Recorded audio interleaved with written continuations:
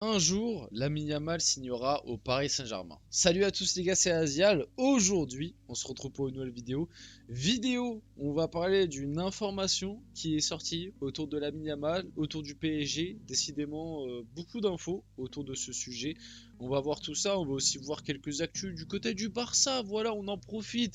Vidéo où on parle de Lamine Yamal du côté du PSG. C'est vrai qu'on aurait pu aussi voir pas mal d'actus autour du PSG, mais ça faisait longtemps qu'on n'avait pas traité un peu l'actu du Barça, donc je me suis dit autant le faire dans cette vidéo avec comme sujet principal Lamine Yamal. Et d'ailleurs on va parler de sa blessure, parce que moi qui pensais que c'était une petite blessure diplomatique pour louper la trêve, au final ça a l'air d'être une réelle blessure très importante qui pourra potentiellement l'éloigner des terrains encore pour un petit moment. En tout cas pour le match de ce week-end ça paraît très compromis, et quand on voit la dernière prestation du Barça sans Lamine Yamal, on peut être inquiet.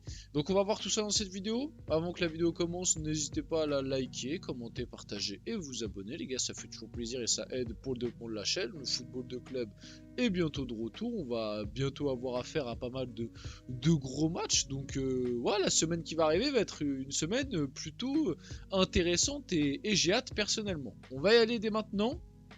Commencer par cette actu encore une fois. Le PSG a proposé 250 millions au FC Barcelone pour Lamine Yamal l'été dernier, assure Enric Massip, conseiller de Johan Laporta. Information qu'on a beaucoup vu passer, qu'on a déjà traité pas mal de fois, et petite clim directement, information qui a été démentie. Voilà, au PSG, on dément catégoriquement à 1 million de pourcents l'information selon laquelle le PSG a proposé 250 millions pour Lamine Yamal. Le PSG explique qu'il ne pouvait pas se permettre financièrement de faire une telle proposition l'été dernier, info relayée par l'équipe.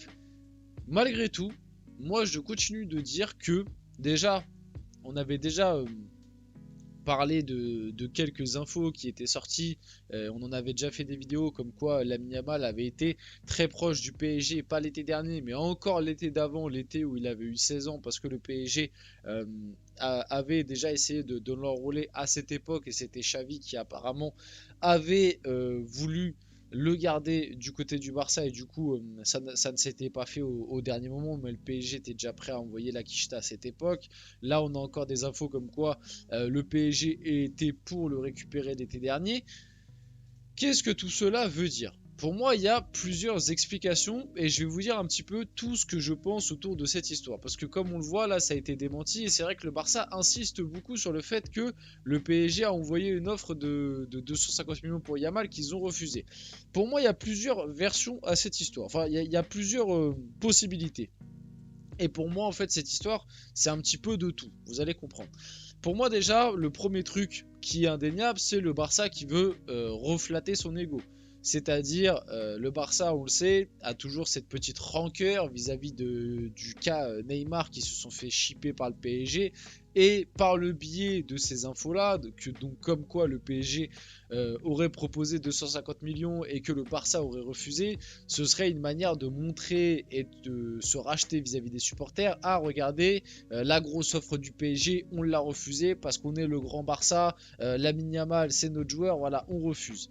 Il y a aussi le côté rassurer tout le monde financièrement. L'air de dire, ah regardez, on a reçu une offre de 250 millions, on se permet de la refuser parce que financièrement le club va mieux. Alors que bon, en réalité, on sait que c'est toujours pas la forme au sein du club, parce que la preuve, cet hiver, il va se retrouver, on va retrouver un nouveau problème côté Barça, c'est-à-dire que cet hiver, Christensen revient de blessure et il ne pourra pas être inscrit. Il faudra faire un choix entre lui et Dani Olmo. Je pense que le Barça va faire le choix de garder Dani Olmo, donc tu vas devoir cet hiver soit vendre Christensen à tout prix, soit tout simplement le laisser 6 mois sur le carreau parce que tu ne pourras pas l'enregistrer. donc, financièrement, le Barça est toujours pas au mieux, mais ils essayent avec ce genre d'infos de montrer un peu à tout le monde, à regarder, on a refusé une offre de 250 millions. Donc voilà pourquoi, pour moi, ça c'est vraiment les deux trucs côté Barça qui font qu'ils mettent autant en avant le fait qu'il y a eu une offre de 250 millions qu'ils ont refusé. C'est pour flatter leur ego, se racheter un petit peu du cas Neymar, rassurer les supporters et aussi rassurer un peu tout le monde financièrement. Et maintenant aussi côté PSG, pour moi, s'il y a autant d'infos qui sortent, parce que c'est pas la, enfin, c'est pas la première fois que je vois ce genre d'infos passer. Moi personnellement, je l'ai déjà vu pas mal de fois passer par pas mal de sources différentes. Moi, je pense que côté PSG, en interne, ça aimerait bien quand même faire Lamine Yamal et que ça aimerait bien faire de Lamine Yamal la nouvelle star du PSG. C'est des petits trucs qui se disent. Maintenant, je crois à cette version-là que l'été dernier, l'offre de 250 millions, je n'y crois pas. En tout cas, je n'y crois pas au fait que le PSG a vraiment fait une offre. Que le PSG ait été intéressé, que le PSG ait essayé de discuter ou quoi, peut-être.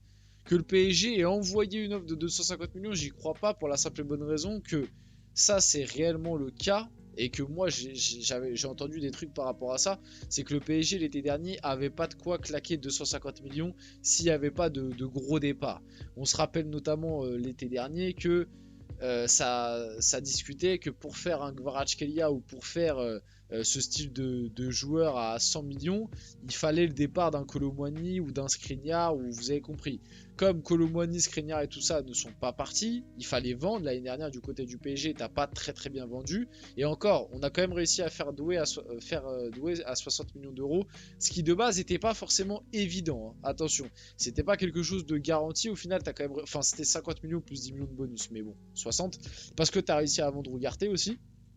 Sinon, tu n'aurais pas pu le faire. Mais en tout cas, le PSG, l'été dernier, avait clairement pas 250 millions à envoyer.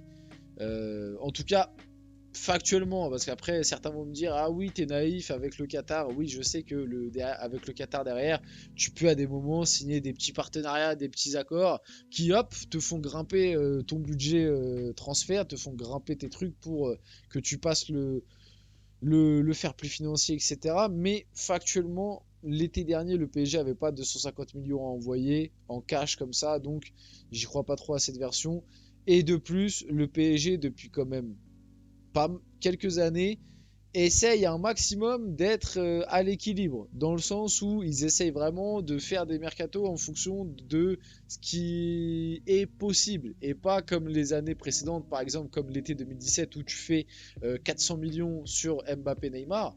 Voilà, c'est ce genre de mercato, ça fait quand même un moment que le PSG n'en a pas fait, parce que certains vont me dire oui, bah l'été dernier le PSG a quand même claqué 400 millions, je crois, c'était avec Kolo Muani, Gonzalo Ramos, tout ça. Mais faut pas oublier que le PSG a aussi vendu pour 200 et quelques. Donc factuellement, t'es en perte entre guillemets de seulement 150 millions, tu vois. C'était peut-être un peu plus, c'était peut-être 200 millions de pertes. Ce qui est énorme, mais 200 millions de pertes finalement, c'est un peu ce que font quasiment tous les clubs de PL chaque été. Et puis personne leur tombe dessus. Donc voilà. Lamine Yamal pourrait être forfait pour le match du Barça samedi. Sa douleur à la cheville droite n'a pas encore complètement disparu.